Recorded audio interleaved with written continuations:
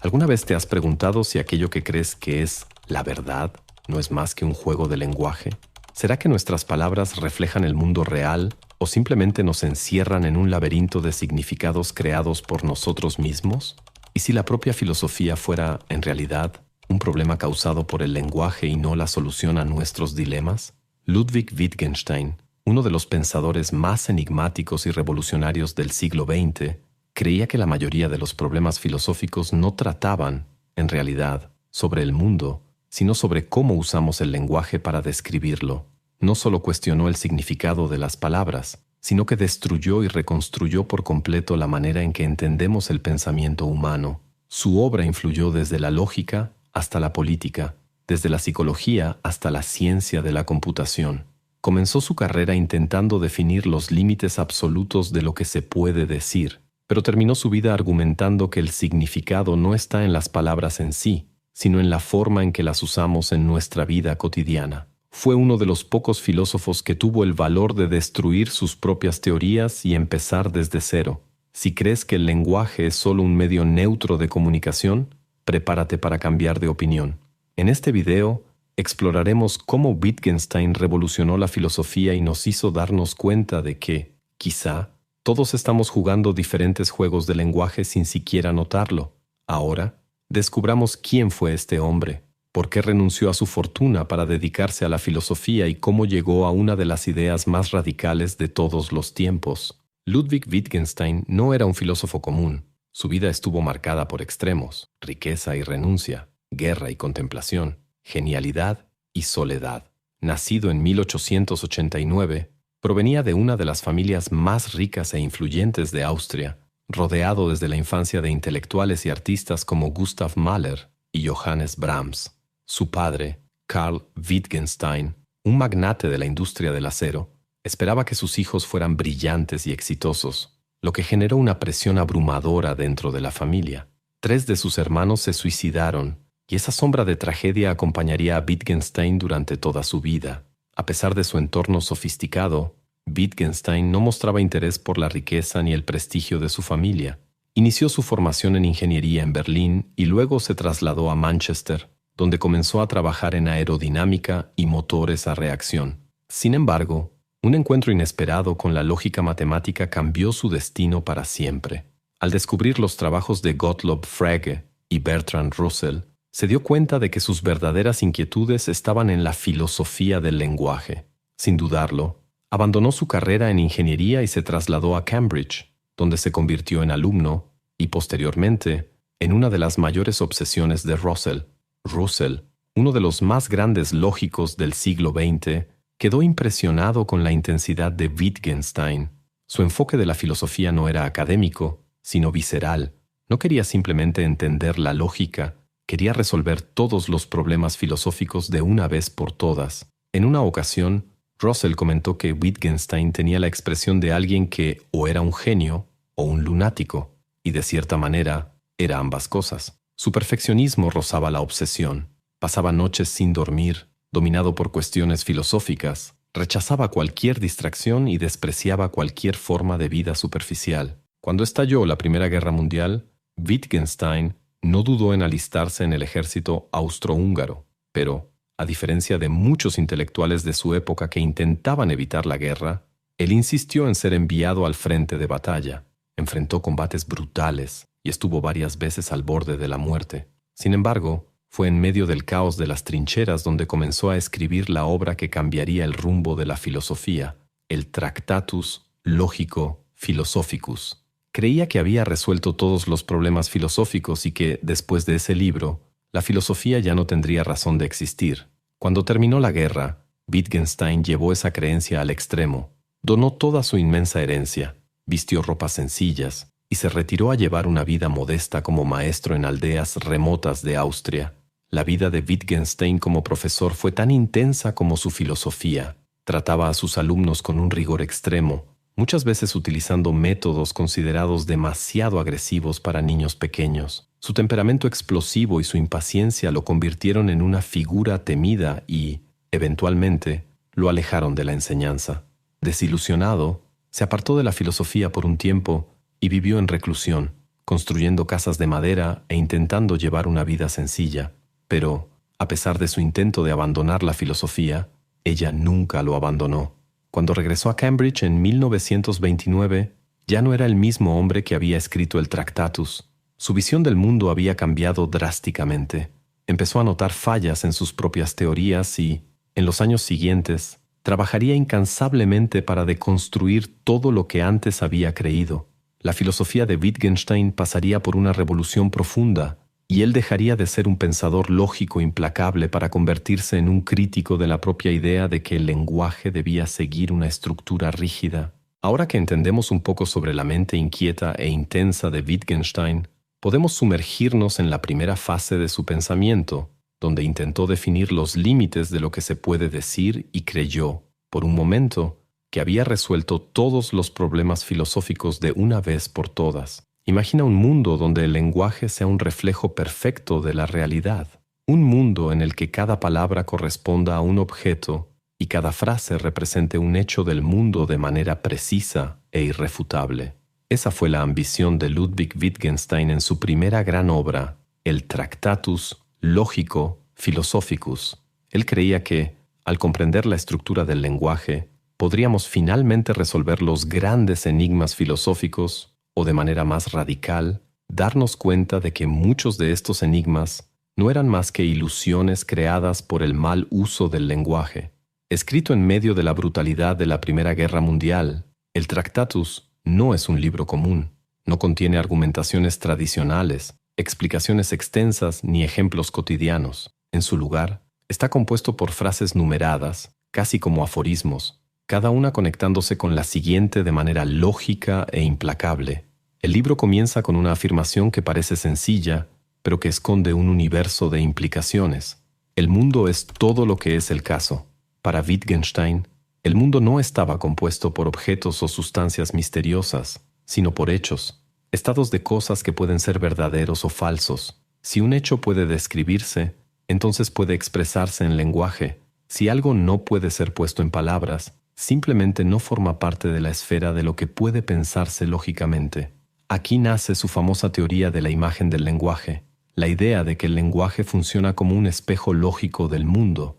Así como un mapa representa un territorio, el lenguaje representa la realidad. Esta visión parecía ofrecer una solución definitiva a los problemas filosóficos. Según Wittgenstein, muchas de las cuestiones que atormentaban a la filosofía, como ¿qué es la verdad? ¿Qué es la mente? ¿Qué es la moralidad?, en realidad no eran preguntas legítimas. Eran simplemente errores lingüísticos, ilusiones creadas por palabras usadas fuera de su contexto adecuado.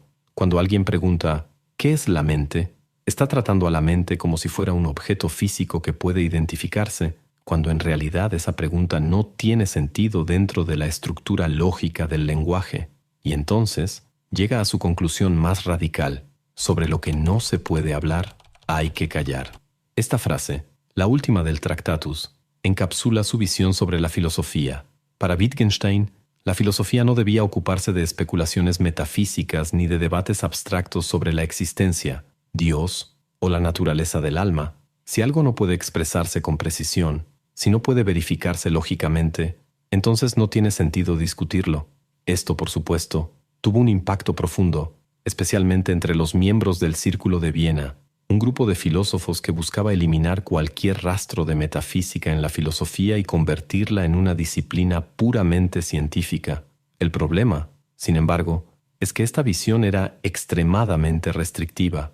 Al limitar el lenguaje a lo que puede representarse lógicamente, Wittgenstein, sin darse cuenta, descartaba gran parte de lo que es esencial para la experiencia humana: las emociones, la ética, el arte, la religión. Si seguimos el Tractatus hasta sus últimas consecuencias, sería imposible hablar sobre el amor, la belleza, el dolor, la existencia de Dios o cualquier otro aspecto de la vida que no pueda reducirse a un hecho lógico. Wittgenstein realmente creía que había dado por terminada la filosofía con esta obra. Después de su publicación, abandonó el mundo académico, renunció a su herencia y vivió de manera sencilla, intentando llevar una vida práctica lejos de las abstracciones filosóficas. Sin embargo, algo seguía inquietándolo. Poco a poco, se dio cuenta de que su propio sistema tenía fallas. Empezó a notar que el lenguaje no era un reflejo fijo de la realidad, sino algo fluido, dinámico, vivo. Su regreso a la filosofía, años después, marcaría un cambio radical en su pensamiento. El Wittgenstein que escribió el Tractatus y el Wittgenstein que surgiría años después eran prácticamente dos filósofos distintos. A partir de ese momento dejaría atrás la idea de que el lenguaje debía seguir una estructura rígida y comenzaría a explorar un concepto completamente nuevo: los juegos del lenguaje. Wittgenstein era un filósofo poco común, no solo por sus ideas, sino por la valentía de destruir sus propias convicciones y empezar de cero. Después de años viviendo lejos de la filosofía académica, algo lo hizo regresar. Comenzó a darse cuenta de que su visión rígida del lenguaje, presentada en el Tractatus, no explicaba la complejidad de cómo usamos las palabras en la vida cotidiana. Abandonó la idea de que el lenguaje era un espejo lógico del mundo y empezó a verlo como algo mucho más flexible y dinámico. Fue en este periodo cuando desarrolló uno de los conceptos más influyentes del siglo XX, los juegos del lenguaje. En su nuevo enfoque, Wittgenstein propuso que el lenguaje no es una estructura fija basada en reglas lógicas universales, sino una colección de diferentes juegos, cada uno con sus propias reglas y significados, así como en una partida de ajedrez, donde cada pieza tiene un papel y solo tiene sentido dentro del contexto del tablero. Las palabras solo tienen significado dentro del contexto en el que se usan. Argumentaba que no hay un único significado fijo para cada palabra. Su significado depende del uso dentro de un juego de lenguaje específico. Para entenderlo mejor, piensa en la palabra verdad. Cuando un científico dice «esto es verdad», está afirmando que un experimento ha sido probado y verificado empíricamente. Cuando un político dice «esta es la verdad», puede estar tratando de convencer a su público de algo basado en una narrativa. Cuando un poeta escribe «esta verdad duele», está hablando de una experiencia subjetiva y emocional. En cada uno de estos casos, la palabra verdad tiene un significado distinto porque forma parte de diferentes juegos de lenguaje. Esta idea tiene implicaciones profundas. Significa que muchos debates filosóficos y discusiones cotidianas pueden ser simplemente conflictos entre diferentes juegos de lenguaje. Muchas veces, dos personas pueden estar hablando sobre la misma palabra, pero usando reglas completamente distintas. Uno de los ejemplos más clásicos de esto está en la filosofía de la religión. Cuando un científico afirma que Dios no existe y una persona religiosa responde que Dios existe, es posible que estén operando dentro de juegos de lenguaje distintos. Para el científico, la existencia de Dios puede ser una cuestión empírica, verificable a través de experimentos y pruebas. Para la persona religiosa, la existencia de Dios puede ser una cuestión de fe y experiencia personal, no sujeta a la misma lógica científica. Con esta visión, Wittgenstein rompió con una tradición milenaria de la filosofía, que siempre había tratado de encontrar definiciones fijas para los conceptos fundamentales. En lugar de preguntar ¿qué es la verdad?, sugería que deberíamos preguntar ¿cómo usamos la palabra verdad en diferentes contextos? Este cambio de perspectiva trasladó la filosofía de un modelo de búsqueda de esencias universales a un análisis de los usos cotidianos del lenguaje. Esta nueva forma de pensar llevó a Wittgenstein a otro descubrimiento revolucionario. El lenguaje no es solo algo que describimos o analizamos, sino algo que hacemos: hablar, argumentar, nombrar, prometer, ordenar, reír. Todo esto son diferentes juegos de lenguaje. Así como un niño aprende a jugar fútbol no estudiando reglas teóricas, sino pateando el balón y participando en el juego, nosotros aprendemos el lenguaje no estudiando definiciones, sino practicándolo en distintos contextos. Este giro hizo que Wittgenstein rechazara gran parte de lo que había escrito en el Tractatus. Si antes creía que los límites del lenguaje eran los límites del mundo, ahora se daba cuenta de que el mundo es tan vasto como los diferentes juegos de lenguaje que jugamos. La filosofía, en lugar de resolver problemas eternos, debería ocuparse de deshacer las confusiones causadas por el uso inadecuado de las palabras. Wittgenstein pasó sus últimos años refinando estas ideas, escribiendo interminables notas y discutiendo sus conceptos con sus alumnos en Cambridge. Nunca publicó un libro final, pero sus reflexiones fueron recopiladas después de su muerte en Investigaciones filosóficas, una de las obras más influyentes del siglo XX. El descubrimiento de los juegos de lenguaje transformó la filosofía del lenguaje, pero sus implicaciones fueron mucho más allá. Impactaron la psicología, la teoría de la comunicación, la ciencia de la computación e incluso la política. Si el lenguaje no es un reflejo fijo de la realidad, sino un conjunto de reglas cambiantes dentro de distintos contextos, entonces quien controla el lenguaje puede controlar la forma en que vemos el mundo. Este cambio de perspectiva planteó otra cuestión profunda. ¿Sería posible que existiera un lenguaje totalmente privado, una forma de comunicación comprendida solo por un individuo? Wittgenstein dedicaría parte de su filosofía a desmontar esta posibilidad, argumentando que la propia naturaleza del lenguaje exige un contexto compartido. La filosofía de Wittgenstein no terminó con una respuesta definitiva, sino con un cambio de perspectiva que transformó para siempre la manera en que pensamos sobre el lenguaje, la mente y la propia realidad.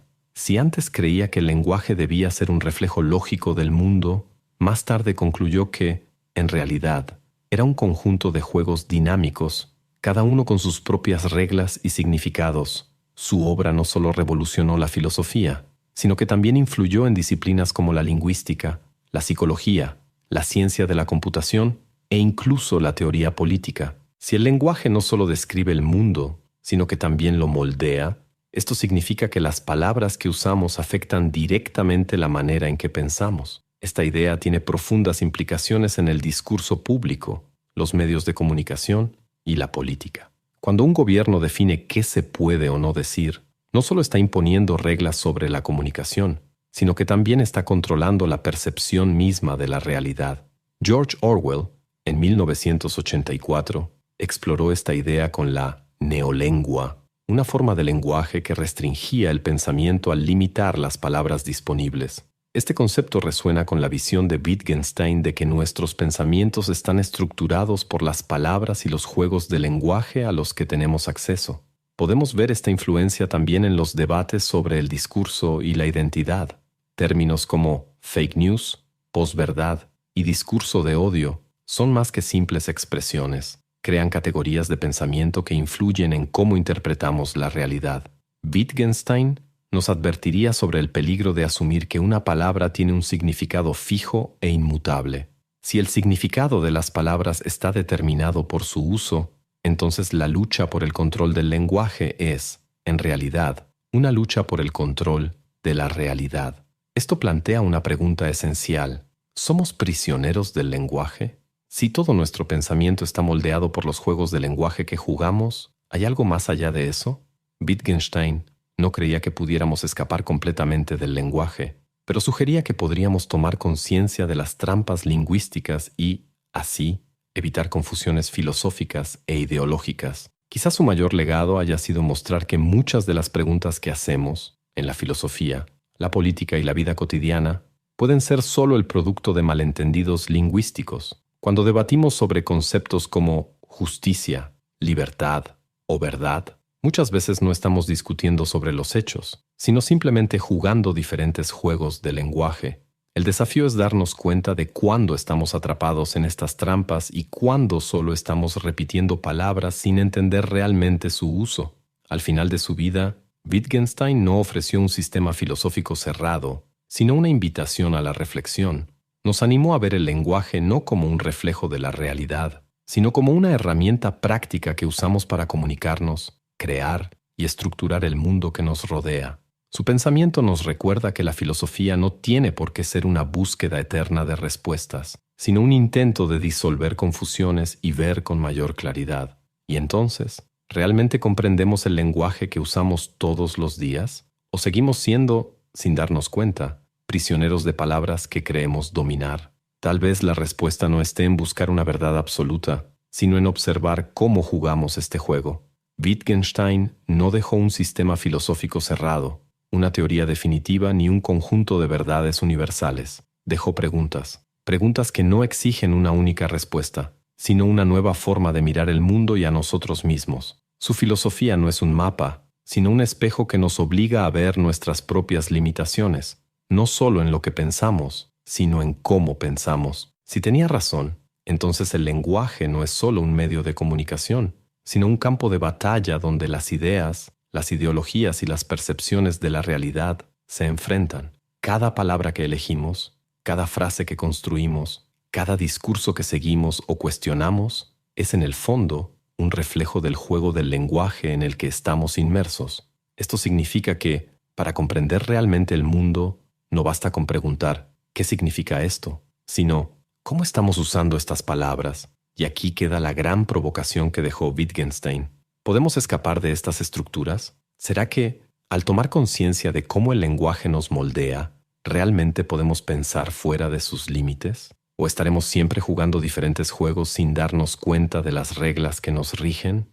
Tal vez la filosofía no se trate de encontrar verdades definitivas, sino de aprender a preguntar mejor. Si llegaste hasta aquí, significa que emprendiste conmigo este viaje por el pensamiento de Wittgenstein, y eso, por sí solo, ya dice mucho. En un mundo donde estamos bombardeados con información rápida, detenerse a reflexionar sobre el lenguaje, el pensamiento y la filosofía es un acto de resistencia, y te lo agradezco. A lo largo de este video hablamos sobre cómo las palabras moldean nuestra percepción del mundo, sobre cómo, sin darnos cuenta, somos guiados por juegos de lenguaje que determinan lo que podemos expresar e incluso lo que podemos pensar. Pero hay algo que quizá Wittgenstein no previó. El lenguaje también nos conecta. Cuando discutimos ideas, cuando compartimos pensamientos, cuando intentamos expresar lo que sentimos, estamos ampliando los límites de nuestra comprensión. Cada comentario que dejas, cada duda que expresas, cada reflexión que llevas contigo después de ver este video forma parte de un juego de lenguaje que trasciende al propio Wittgenstein.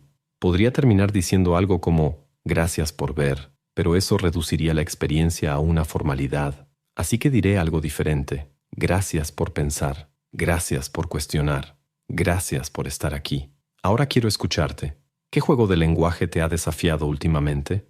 ¿Alguna vez has sentido que estabas atrapado en palabras que no expresaban exactamente lo que querías decir? Comparte tu visión en los comentarios. Y por supuesto, si quieres seguir con este viaje filosófico, ya sabes qué hacer. Dale like, suscríbete al canal y activa las notificaciones, porque aquí seguimos explorando las preguntas que realmente importan. Pero cuidado, tal vez las respuestas no estén en las palabras, sino en el silencio entre ellas. Hasta el próximo video.